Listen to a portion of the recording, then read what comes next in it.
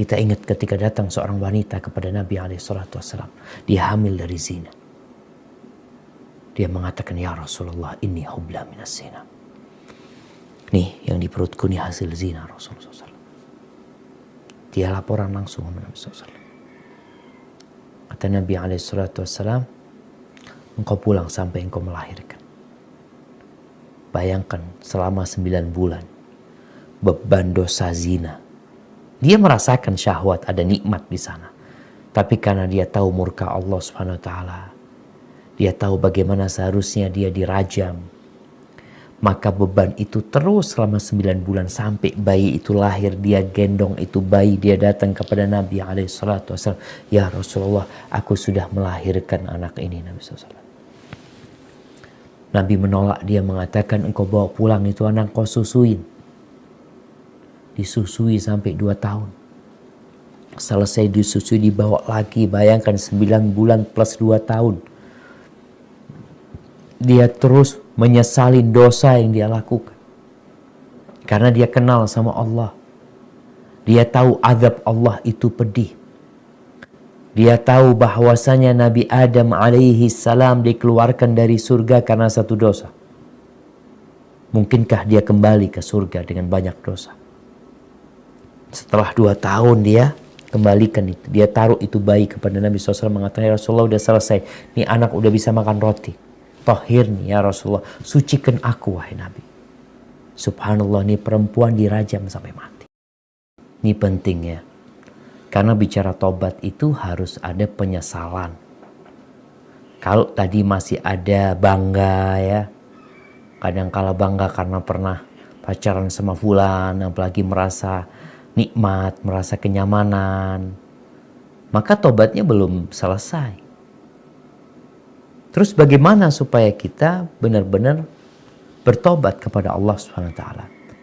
Maka ketahuilah, yang dilakukan itu dosa apa bukan? Yang engkau kerjakan selama ini, Allah murka atau ridho? Engkau suka? Iya. Kita tahu surga itu diliputi dengan perkara-perkara yang dibenci oleh jiwa. Dan neraka itu dipagari dengan perbuatan-perbuatan, dengan kondisi-kondisi yang disukai dengan syahwat kita. Dan kita senang menuju ke neraka. Jadi orang yang menuju ke neraka itu gembira. Karena memang pagernya indah, menyenangkan. Maka tanyakan kepada dirimu, apa yang selama ini kau kerjakan? Itu diridhoin sama Allah apa dimurkain?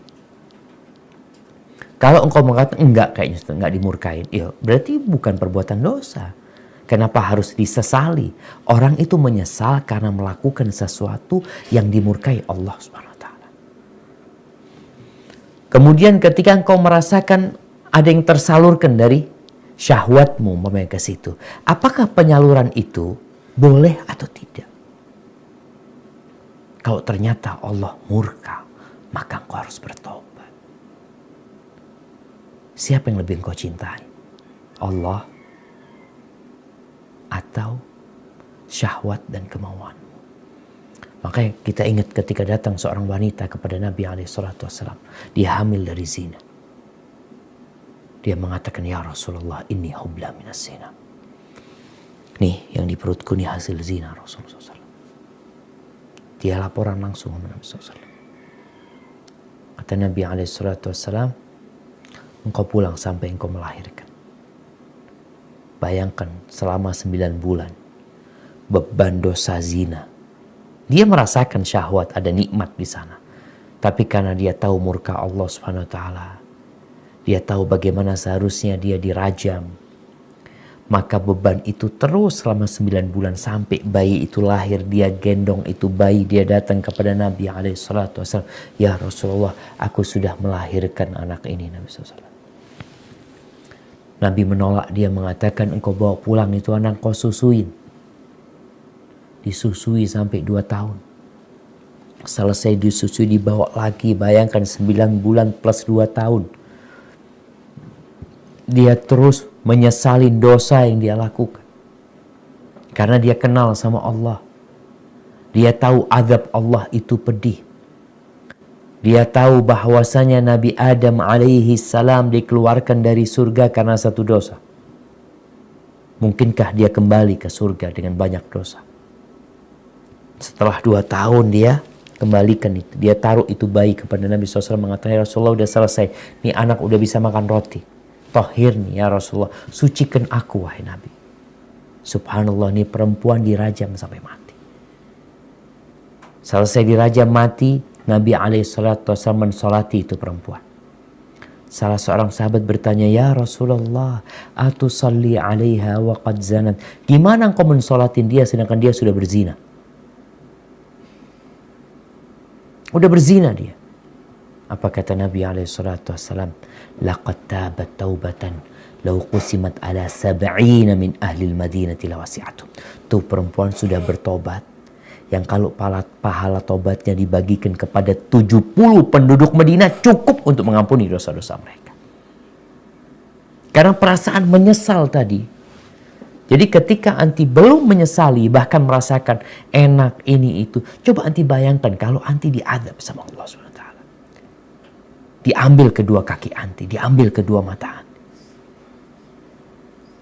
Maka hendaklah kita memandang bahwasanya yang kita kerjakan kalau itu dimurkain Allah, maka kita minta maaf sama Allah SWT. Karena kalau tidak, ya tobat tidak sempurna. Syaratnya tobat itu menyesalin, meninggalkan dan bertekad untuk tidak mengulangin. Kalau engkau tidak menyesal, maka ada keinginan untuk mengulangin. Bahkan kau menganggap, ya Allah masa itu enak banget ya. Maka ketika datang pikiran seperti itu, kau beristighfar, ya Allah jauhkan aku dari pikiran-pikiran buruk ini ya Allah.